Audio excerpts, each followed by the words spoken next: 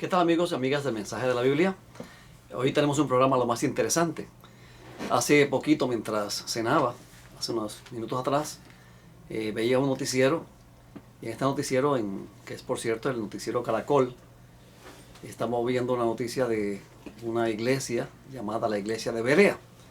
Hay un lugar de Colombia llamado Sabana Larga, en el departamento del Atlántico en Colombia. Entonces, este pastor de esta iglesia dice que Cristo viene hoy antes de la medianoche. Y hace varios días están encerrados, ayunando en ese lugar. Encerrados hasta que Cristo venga a buscarlos por segunda vez. Y muchos están alarmados. Inclusive decía en este noticiero que una abogada está inclusive allí dentro con ellos, formando parte de ese grupo, pensando que Cristo viene esta noche. Cristo no va a venir esta noche.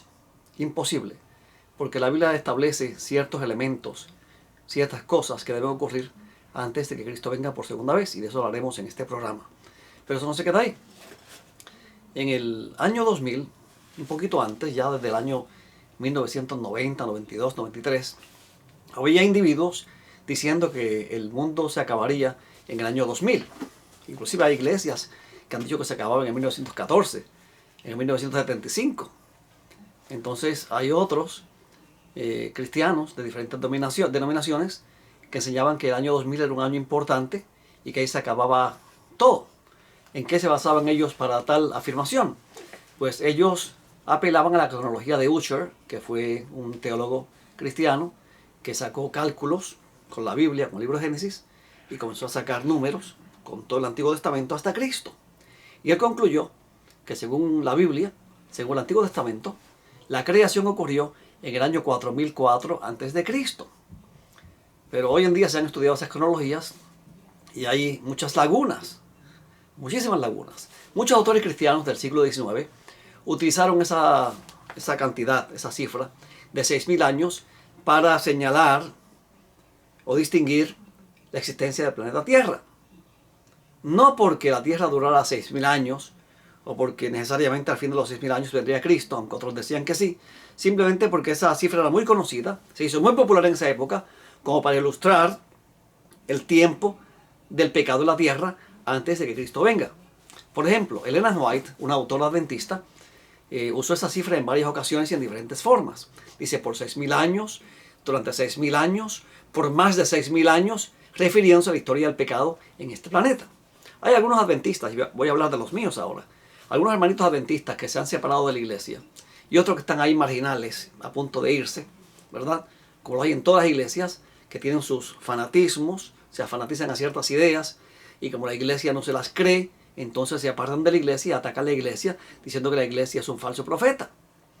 Entonces, el otro día yo estaba confrontando a una de estas personas que decía que ahora dice que Cristo viene en el año 2031, y cuando le mostré con la Biblia que eso no puede ser, cuando le mostré eso con la Biblia, me dijo que yo era un jesuita infiltrado en la iglesia adventista.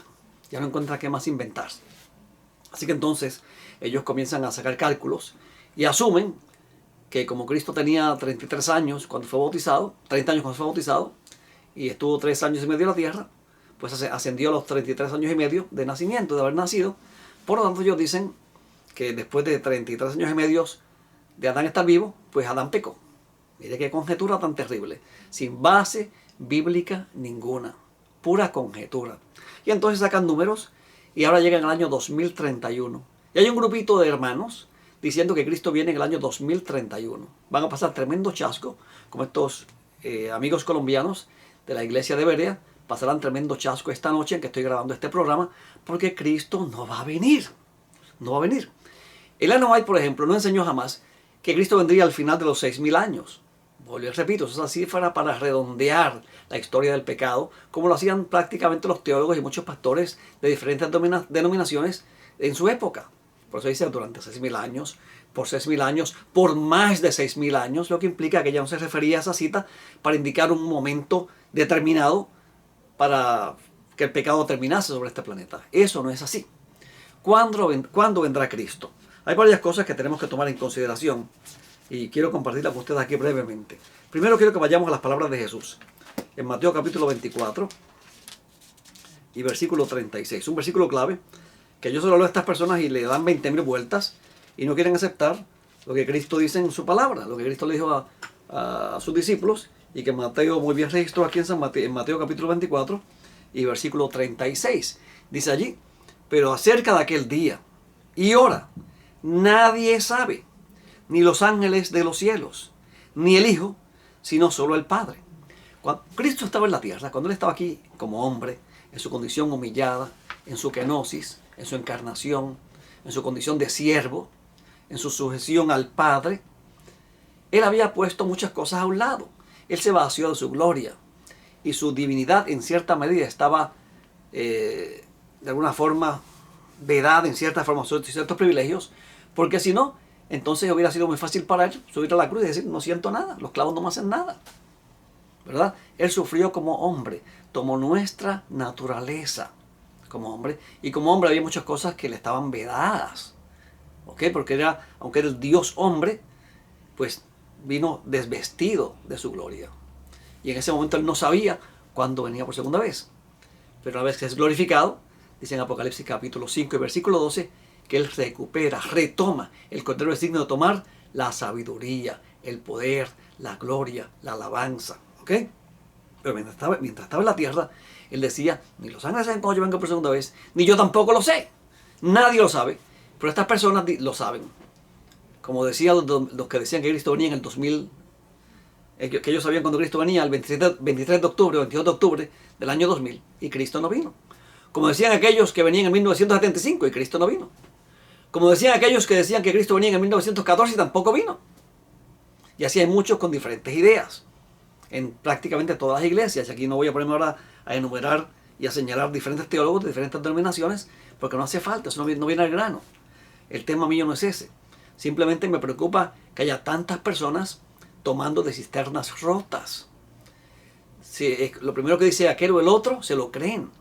No son como los bereanos. Esta iglesia se llama iglesia de Berea, pero no van a la Biblia para ver realmente si estas cosas son así, como establece la palabra de Dios. Repito, en Mateo 24:36 dice que de aquel día y de aquella hora nadie sabe, sino el Padre. Ni siquiera los ángeles lo saben. Ni siquiera Cristo, cuando estaba conmigo en la tierra, lo sabía. ¿Ok? Nadie sabe. Ahora, en 2 Tesalonicenses, capítulo 2, y vamos a comenzar a enumerar ahora cosas que señalan, que indican cuándo más o menos puede venir Jesús. ¿Qué tiene que ocurrir antes de que Cristo venga? La Biblia no da fechas, no da día, no da hora, pero da señales para que estemos pendientes a los tiempos, para que apresuremos y veamos cuándo más o menos puede venir Cristo. ¿Qué cosas tienen que ocurrir antes de que Cristo venga? ¿Ok? Y estas cosas no han ocurrido todavía. Por lo tanto, Cristo no va a venir esta noche en que estoy grabando este programa y los hermanos de Berea se van a quedar vestidos y tristes, frustrados, acongojados, engañados, y muchos perderán la fe y abandonarán su iglesia. En otras ocasiones, personas que han estado en estos grupos se han suicidado por la frustración, la depresión, la burla y el escarnio al que son sometidos también. En 2 Tesalonicenses, capítulo 2, del versículo 1 en adelante dice, pero con respecto a la venida de nuestro Señor Jesucristo y a nuestra reunión con Él, os rogamos, hermanos, no moveros fácilmente de vuestro modo de pensar, ni ser perturbados, ni por espíritu, ni por palabra, ni por epístola, como si fuera nuestra, en el sentido de que el día del Señor ha llegado. No se deje engañar, dice el apóstol Pablo, con gente que pone fechas para la segunda venida de Cristo. No se deje engañar. 2 Tesalonicenses, capítulo 2, versículos 1 y 2. Y mira lo que él dice en el versículo 3. Nadie os engañe en ninguna manera, porque no vendrá sin que antes venga la apostasía y sea manifestado el hombre de iniquidad, el hijo de la perdición, el cual se opone y se levanta contra todo lo que es llamado Dios, o se siente en el templo, o es objeto de adoración, hasta el punto de sentarse en el santuario de Dios, proclamándose que es Dios. Y luego entonces dice él, en el versículo 5, ¿no recordáis que estando aún con vosotros os decía estas cosas? Y ahora sabéis lo que lo detiene, a fin de que sea revelado a su propio tiempo. ¿Qué cosa detiene la segunda venida de Cristo? ¿Por qué Cristo no podía venir en la época del apóstol Pablo? ¿Por qué? Versículo 7.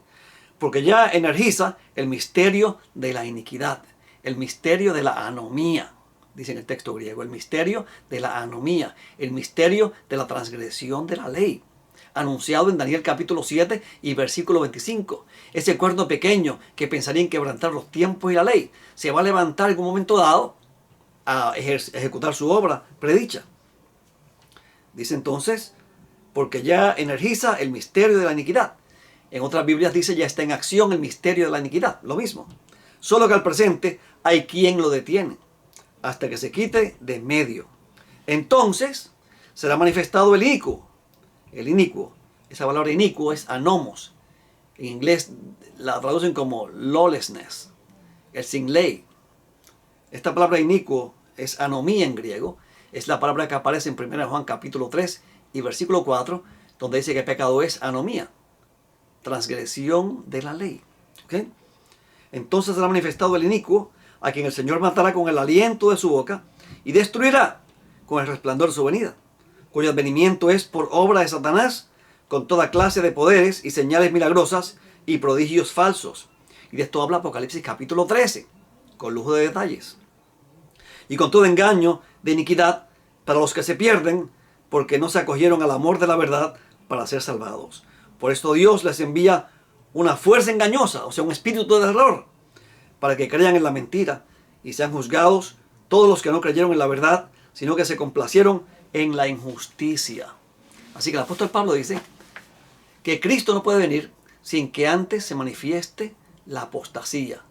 ¿A qué llama apostasía? Al hombre de pecado, al anomos, al transgresor de la ley, que es el mismo que se menciona en Daniel 7:25, que se levantaría al tiempo del fin. Un movimiento contrario a la ley de Dios, que pisotea la ley de Dios y que enseña a pisotearla. ¿Okay? Pero esto no se queda aquí.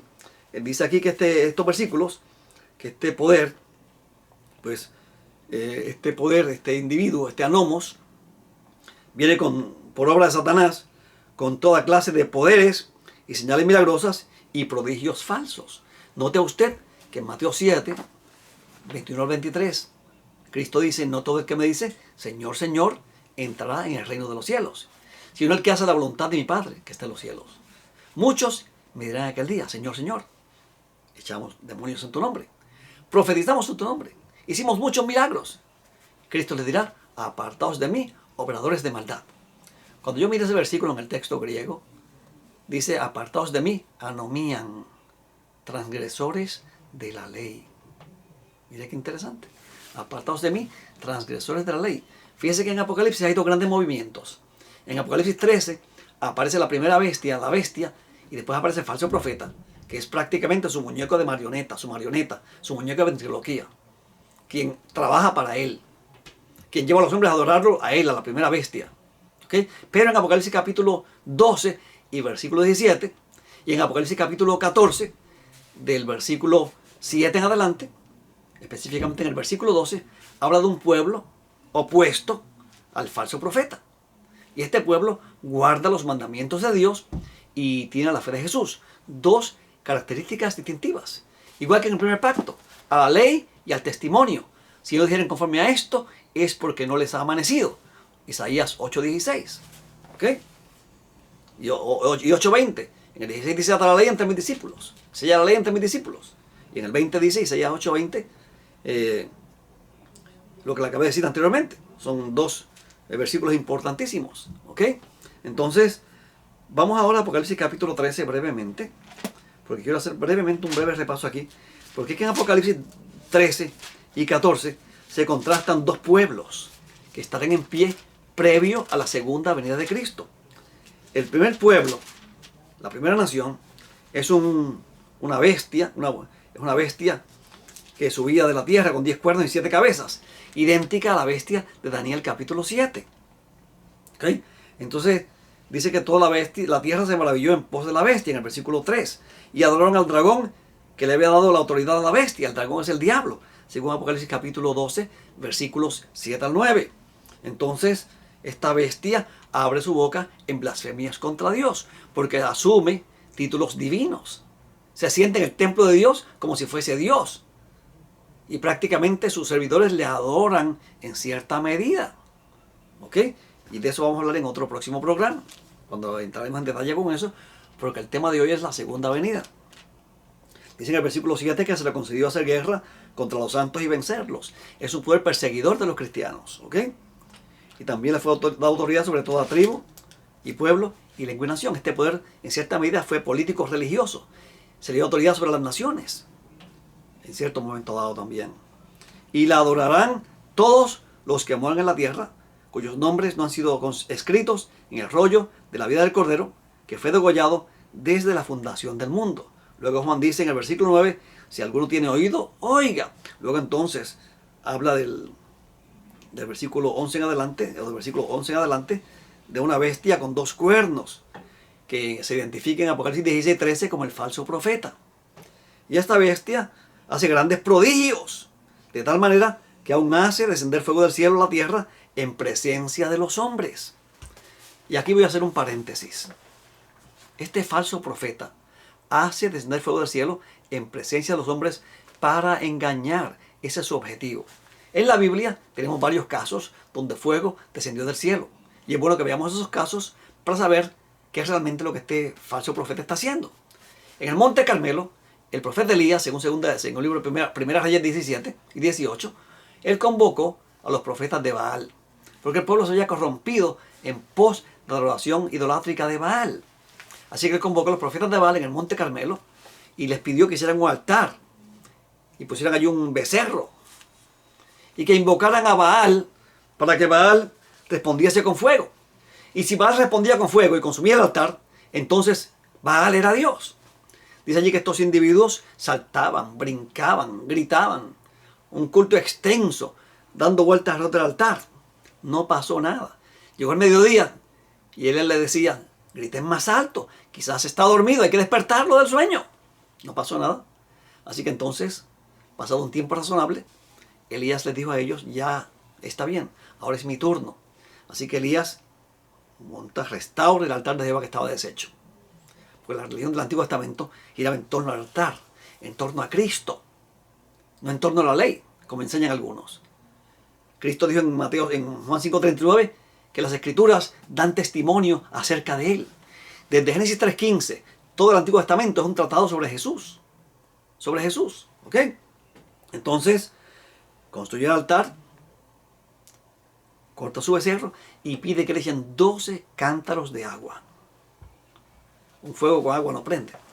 Elías simplemente tuvo una pequeña oración.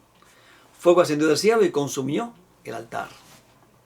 Y ese descender del fuego del cielo implicaba la presencia de Dios que estaba con Elías. Así que el falso profeta hace estos falsos milagros, hace descender este falso fuego con el propósito de que la gente piense que Dios está con él. Y así engañar y atraer a muchos.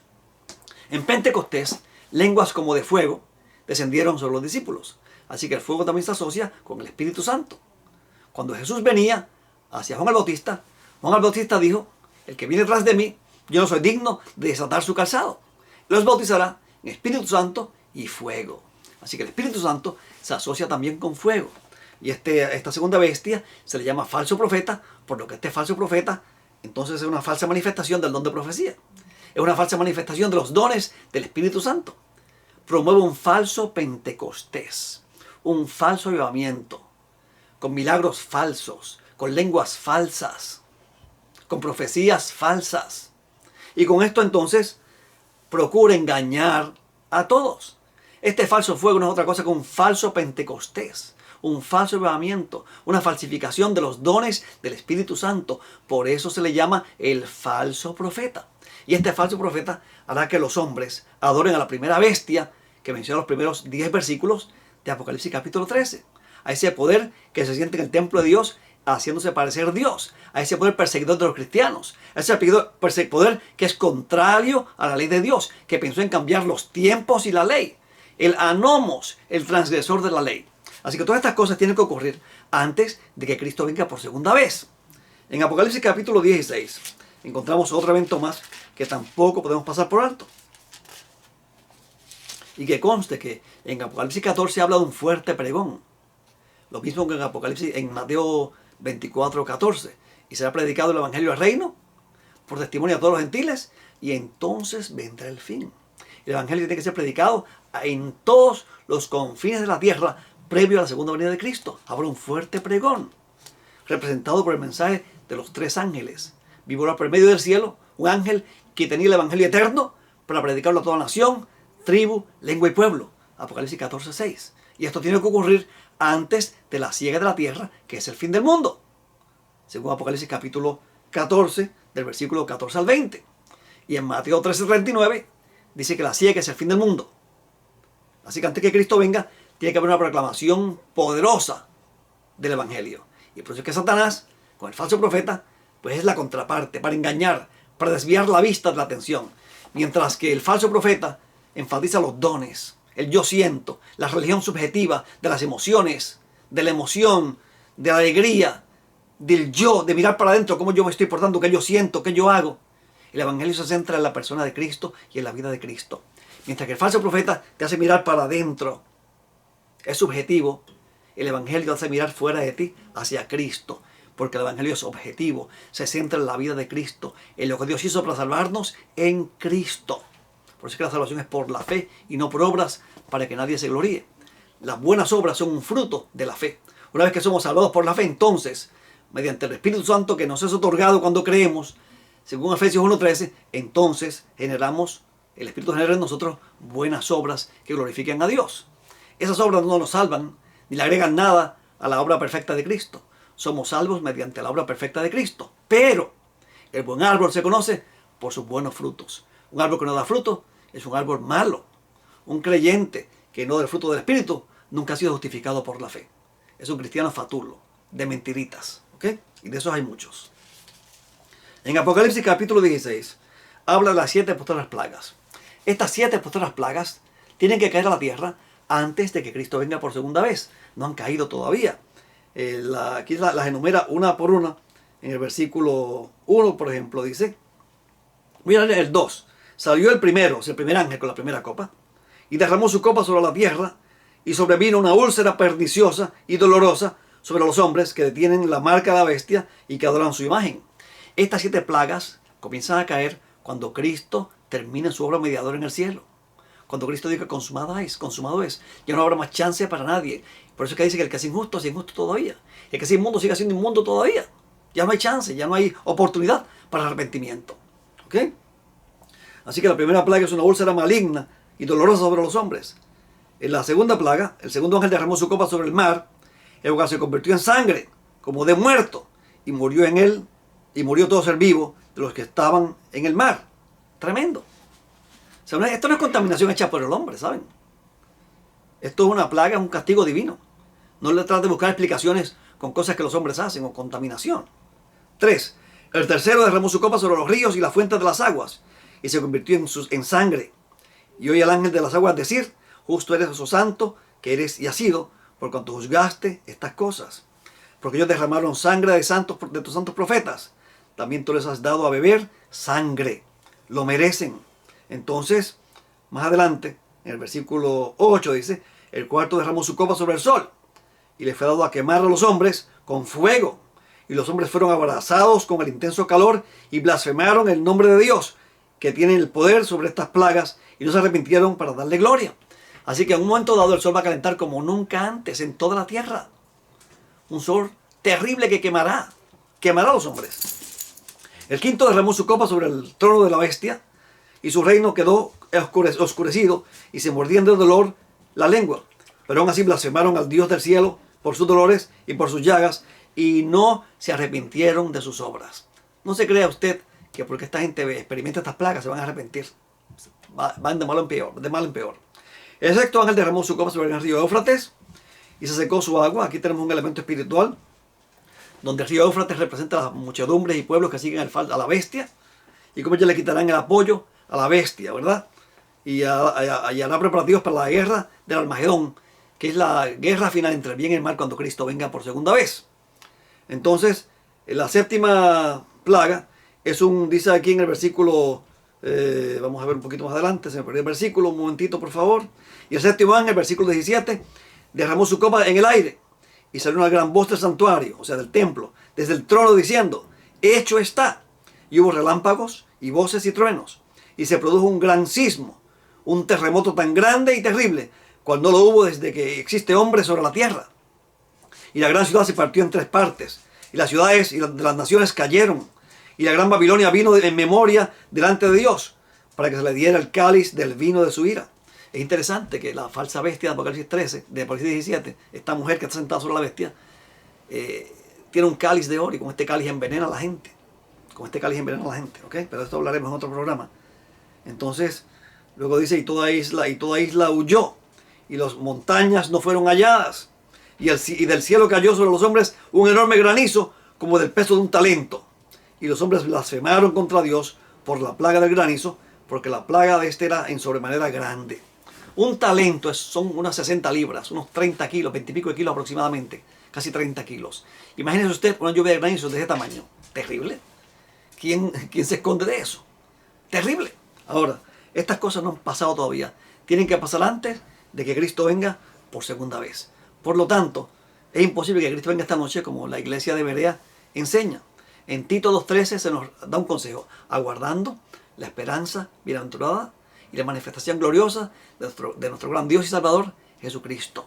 Él vendrá como ladrón en la noche. El ladrón no dice cuándo va a venir. Él no te avisa, sino tú lo esperas con una escopeta en tu casa, ¿verdad? Y hay varias parábolas, como la parábola del siervo, del buen siervo, que está allí esperando que su señor venga de las bodas. Está pendiente, obrando, cuidando el huerto, cuidando la viña del Señor, esperando que su amo regrese de las bodas. Y se nos insta a nosotros a ser prudentes como ese siervo. Y quiero terminar con un pasaje que se encuentra en el libro de Romanos, capítulo 13, Romanos 13, del 11 al 14, unos versículos que a mí me llaman mucho la atención. Es una amonestación y un consejo. Y esto, conociendo el tiempo, que ya es hora de que seáis levantados del sueño, porque ahora la salvación está más cerca de nosotros que cuando creímos. La noche pasó y el día se ha acercado. Desechemos las obras de las tinieblas y vistámonos las armas de la luz. Andemos decentemente, como de día, y no en orgías y borracheras, no en impurezas sexuales e indecencias, no en contienda y envidia, sino vestíos del Señor Jesucristo, y no proveáis para satisfacer las pasiones de la carne. Qué gran consejo el del apóstol. Entre tanto que ese día se acerca, entre tanto que ese día se avecina, preparémonos, vistiéndonos del Señor Jesucristo. Nuestra única garantía de salvación y de seguridad es Cristo Jesús. Te invito en esta noche a que, si no lo has hecho, hagas de Cristo tu Salvador personal. Él es más que amoroso para perdonarte tus pecados y limpiarte de toda maldad. Que el Señor te bendiga y será entonces hasta el próximo programa.